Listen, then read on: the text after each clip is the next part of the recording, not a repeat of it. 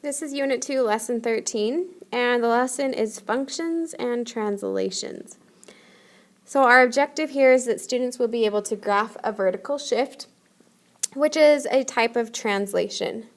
Last year in math you learned about translations and transformations, and so this should be, it shouldn't be completely new, but it will be a bit of review and maybe a couple new ideas.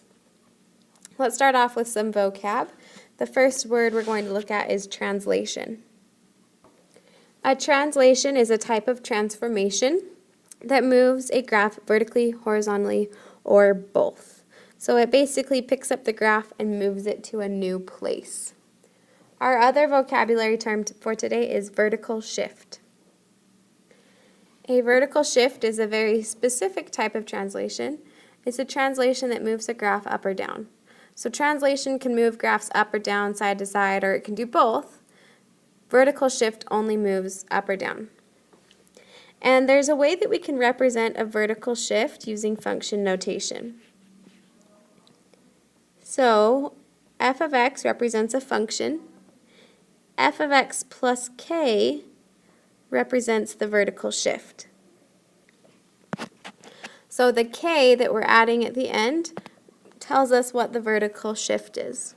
It tells you how much to move the graph up or down. So if I had f of x plus 5, that means that I would be moving my function up 5 units. If I had f of x minus 7, that means I would be moving my graph down 7 units. So we move it up if you're adding k, and we move it down if you're subtracting k.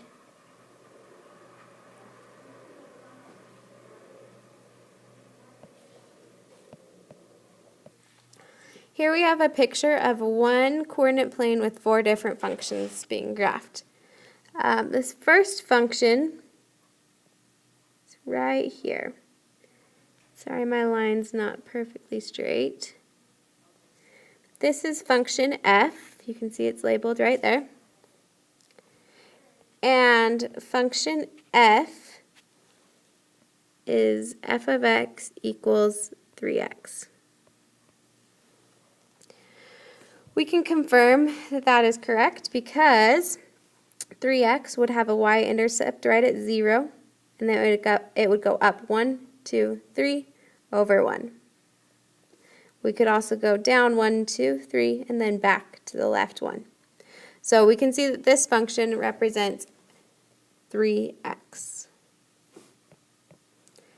If you look at function g of x right next to it,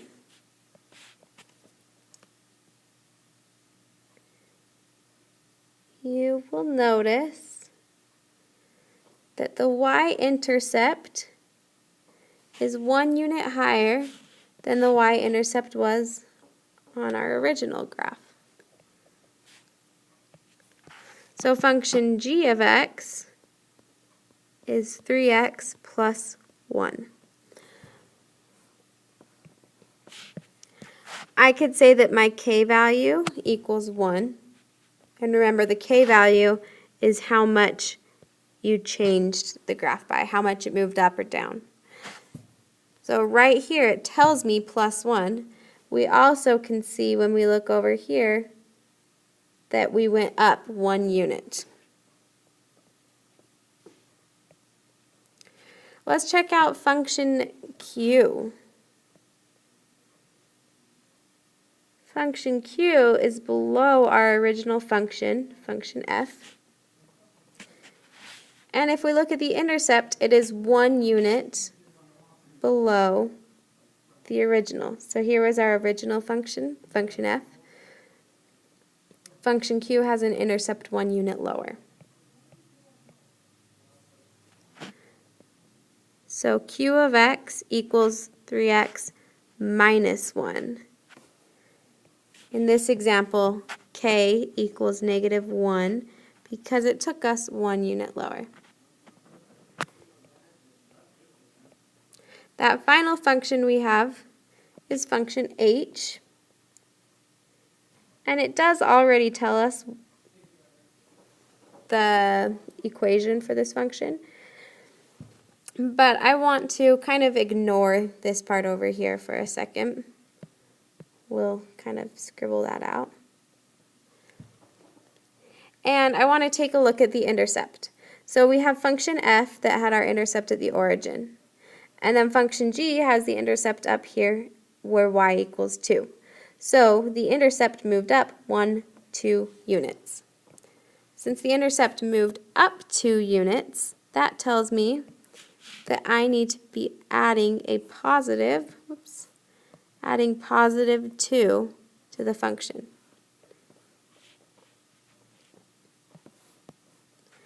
So function h of x was function f, which was 3x, plus 2 more. Another way we could write that is that h of x equals f of x plus 2.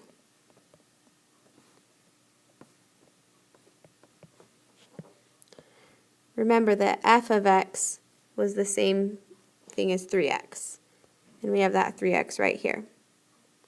So we're basically taking the original function of f and we're adding 2 more spaces up. The original function adding up 2 times. Let's take a look at this example. It says, given f of x equals 2 to the power of x plus 1, and the graph of f of x below, graph g of x equals 5x minus f of x minus 5. Sorry, g of x equals f of x minus 5.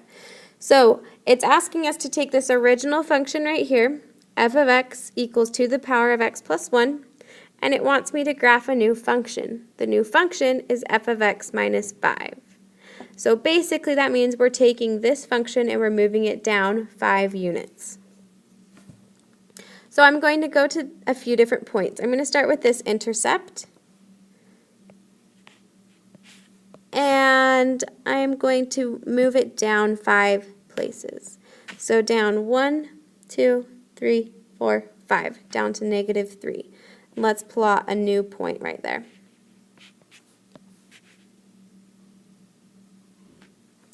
Now let's take another point.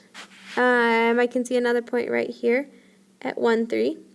I'm going to move that down 5 places as well.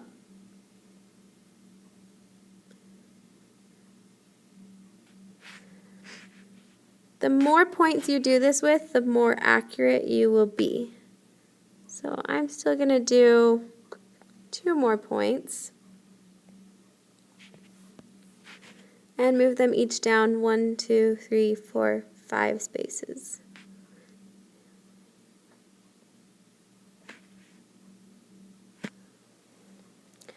One other thing we need to pay attention to is the asymptote. Right now, the asymptote is going along, it looks like it's going along 1. So if we move that asymptote down 5 places, 1, 2, 3, 4, 5 would take us down to -4. So I'm just going to do a little dashed line down here to remind me that that's where my asymptote is, and I can't cross that imaginary line.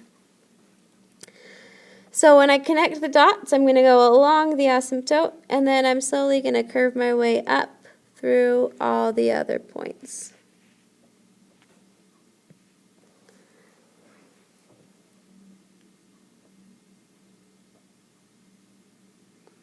So everything was moved down 5 spaces.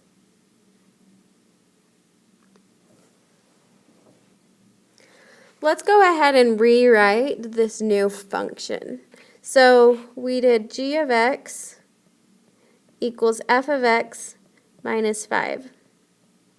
Well, using what I know about functions, I can substitute that f of x with 2 to the power of x plus 1. And I can do that because I was told up here that f of x is also equal to 2 to the power of x plus 1. So f of x was replaced with 2 to the power of x plus 1. My parentheses aren't really necessary, so I'll get rid of them. And we can simplify 1 minus 5 equals -4. Whoa, not sure why I did 2 -4s there.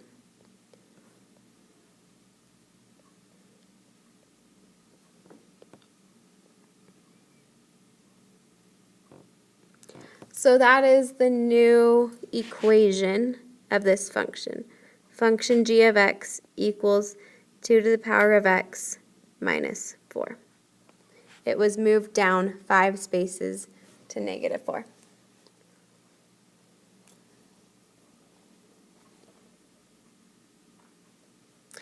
And those are a couple different examples of how we use translations to move functions up and down. We saw this exponential function, and then we also compared these linear functions as well.